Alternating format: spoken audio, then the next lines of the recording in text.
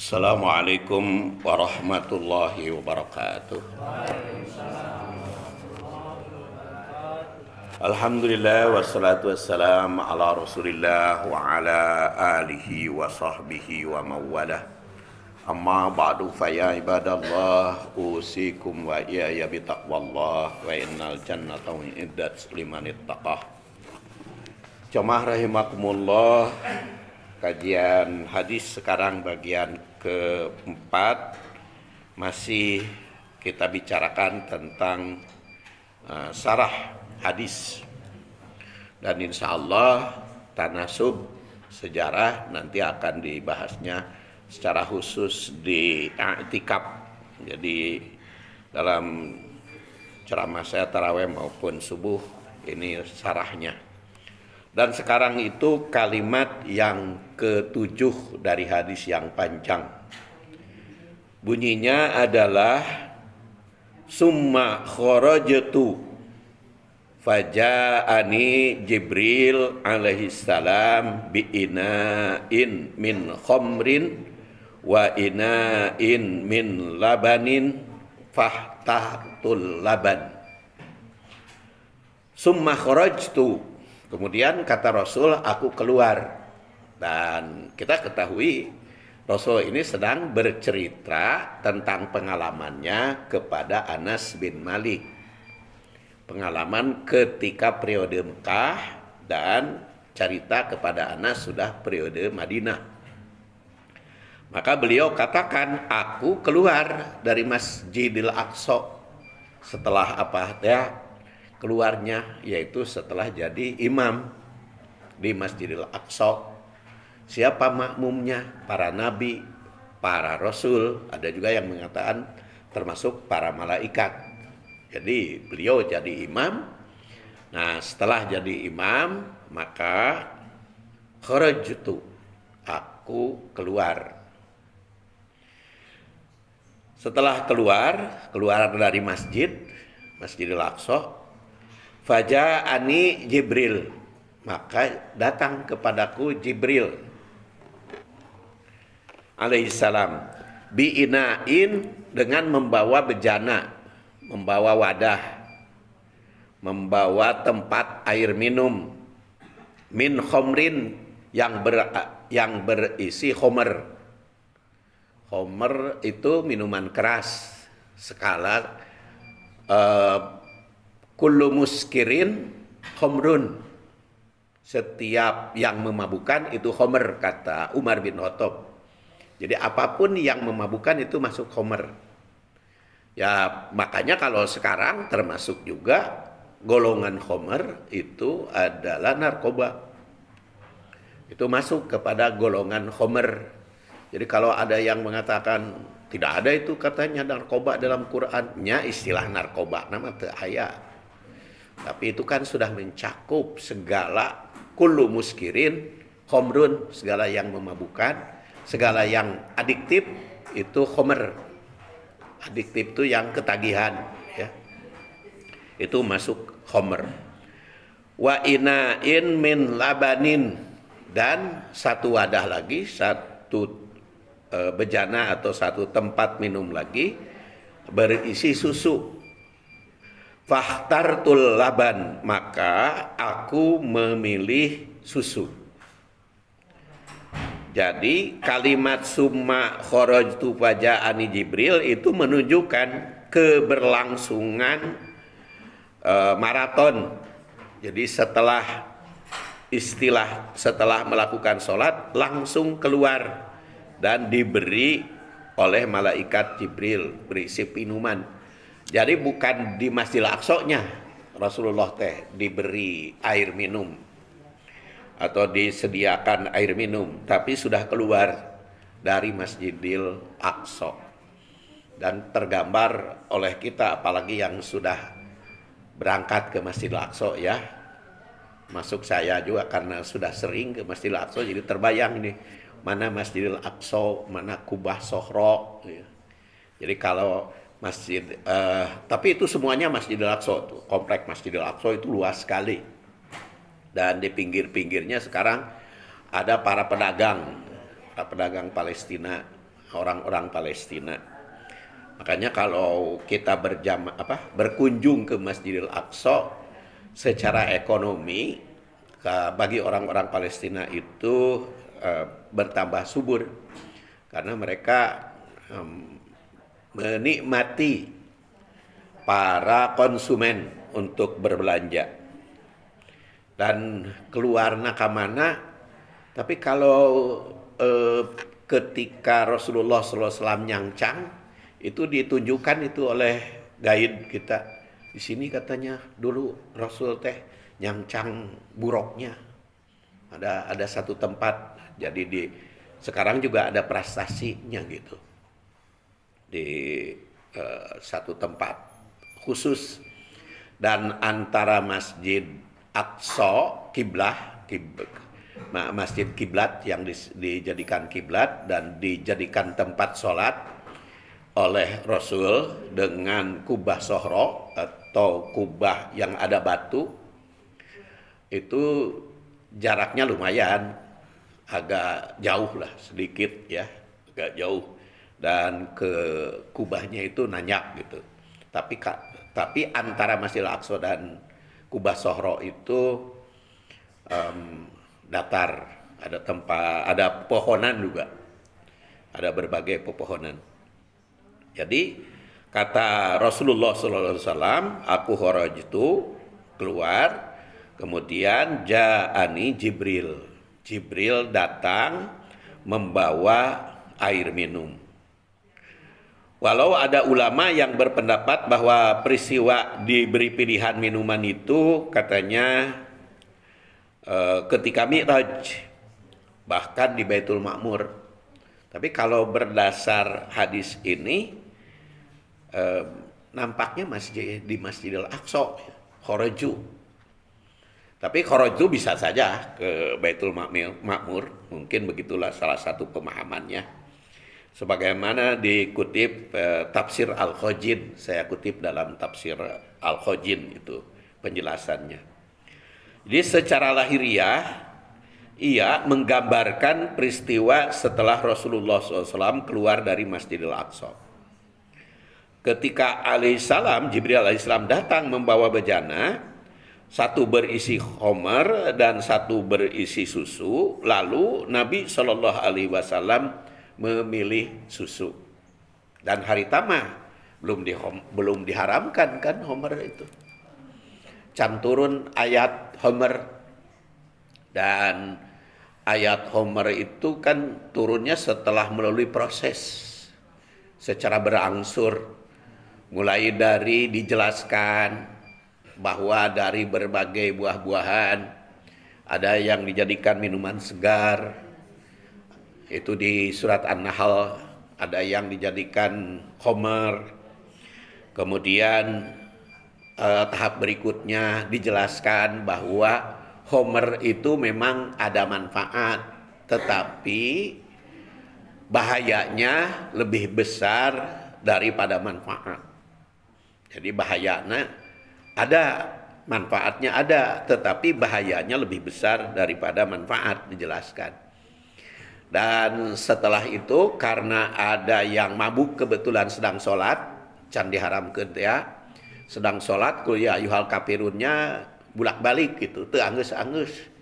Kul ya ayyuhal kafirun la abudu ma ta'budun wala antum abiduna ma'bud la abudu ma ta'budun bolak-balik gitu. Maka akhirnya setelah itu turun la taqrabus shalah wa antum sukara.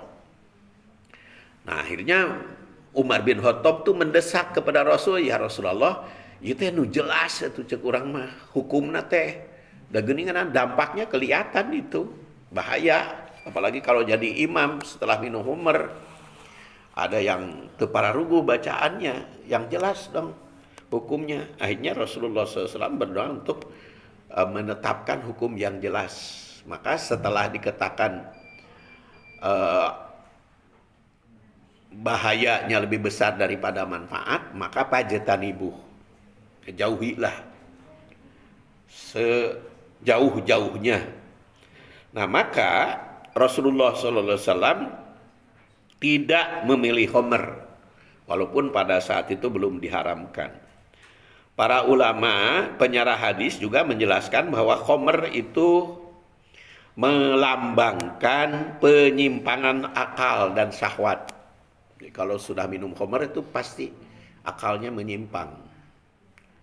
Demikian pula syahwatnya.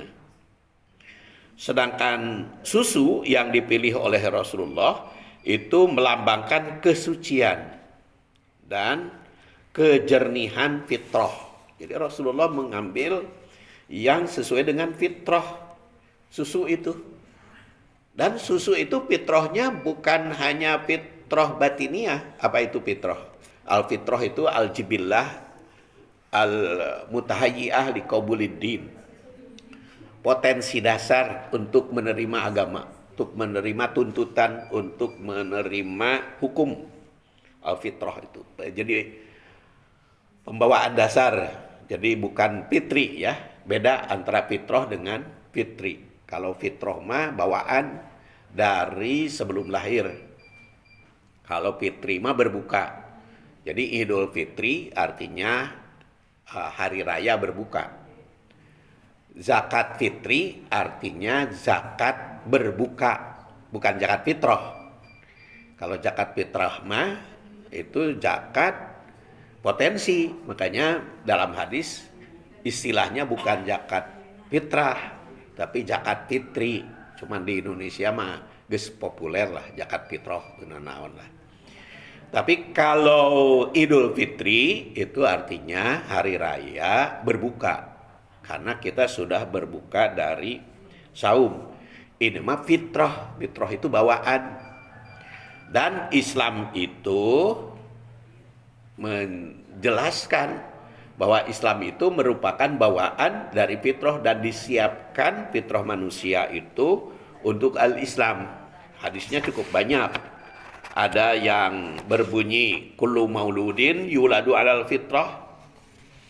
Ada yang berbunyi ma min mauludin illa yuladu alal fitrah. Jadi Rasulullah SAW itu memilih fitrah.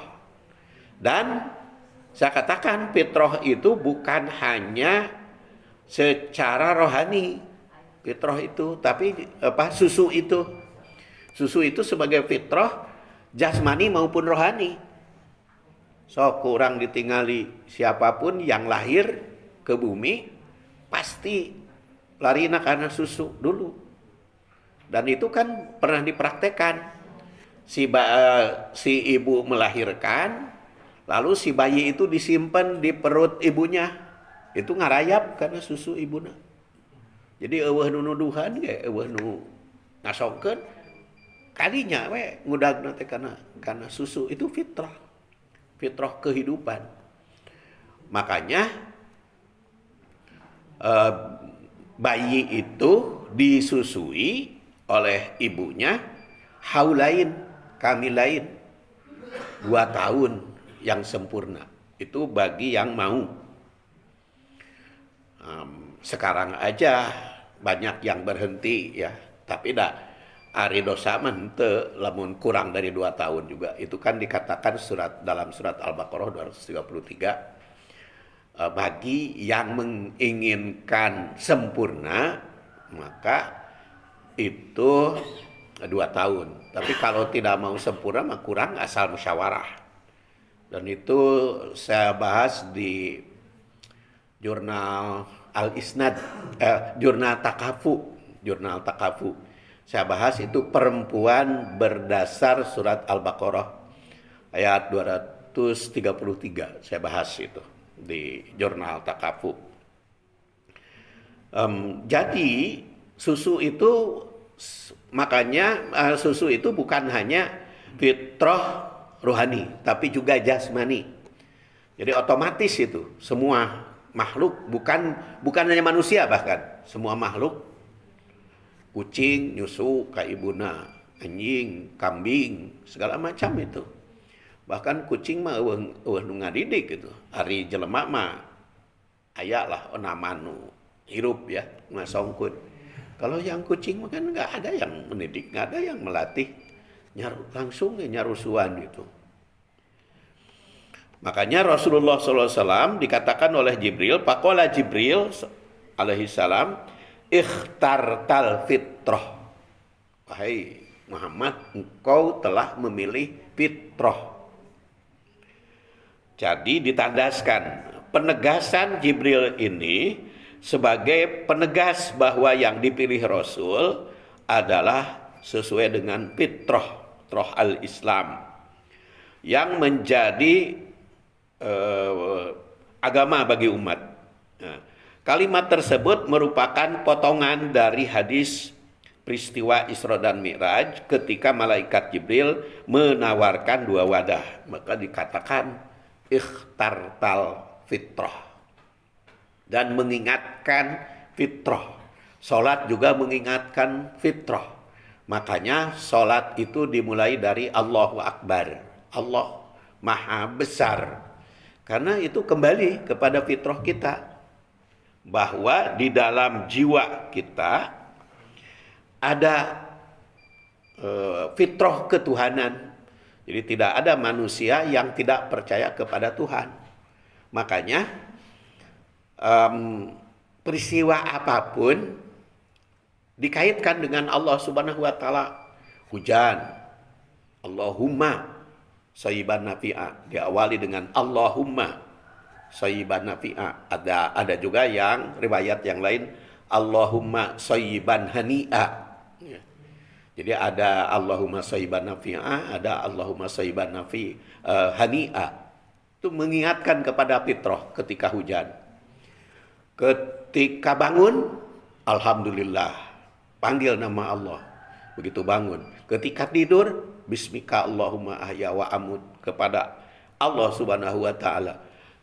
Kejadian alam juga selalu kepada Allah. Baik hujan, angin besar, gempa, yang dipanggil Allah. Dan besok kita akan mengalami gerhana, salat gerhana.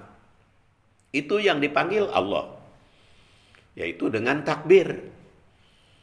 Takbir itu besok bisa dari jam 16 ya. Dan puncaknya itu setelah jam 18. Jadi mungkin kita sholat gerhananya pada maghrib. Itu ketika puncak. Jadi kita berbuka, kemudian sholat maghrib. Seperti biasa berjamaah, sholat maghrib, qobliyah, ba'diyah. Setelah ba'diyah langsung sholat gerhana. Dan setelah sholat gerhana kita mendengar khutbah. Bisa sampai isya itu. Mendengar khutbahnya sambil nunggu isya. Nanti nyambung pada sholat isya. Itu besok gerhana. Dan tentu saja ini panitia harus ada tambahan ini untuk buka bersama. Insya Allah lebih banyak mungkin yang buka bersama karena ingin melaksanakan sholat gerhana. Dan juga kencelengna mungkin isinya banyak karena itu diperintahkan sedekah kalau sholat gerhana. Jadi itu selingan dulu mengingat. Jadi nah kata Pak Agus bisa barekal cenah bukana. Bagus juga itu. Jadi masing-masing bawa bekal berbuka bersama ya. Karena katanya kalau disediakan oleh panitia bisa saja makanannya tidak cocok. seperti saya, kenapa tidak buka di masjid? Karena saya buka di masjid hanya kurma sama air dan jus blenderan gitu secara khusus. Jadi hari buka di masjid deh sok kadang-kadang tuh cocok. Ya malum karena ada sesuatu. Jadi itulah tentang gerhana besok ya, bukan nanti malam, bukan nanti sore, besok. Saya umumkan karena kebetulan ada kesempatan saja untuk berbicara. Nah nanti saya akan bahas di dalam khutbah, kalau saya khutbahnya akan melanjutkan saja bahasan hadis ini. Ibu-ibu dan bapak-bapak rahimakumullah, jadi belum tamat, ini baru faqala Jibril ikhtartal fitrah. Maka Jibril mengatakan engkau memilih fitrah karena sudah 20 menit, saya anggapkan cukup. Subhanakallahumma wa bihamdik asyhadu an la ilaha illa anta astaghfiruka wa atubu ilaik. Assalamualaikum warahmatullahi wabarakatuh.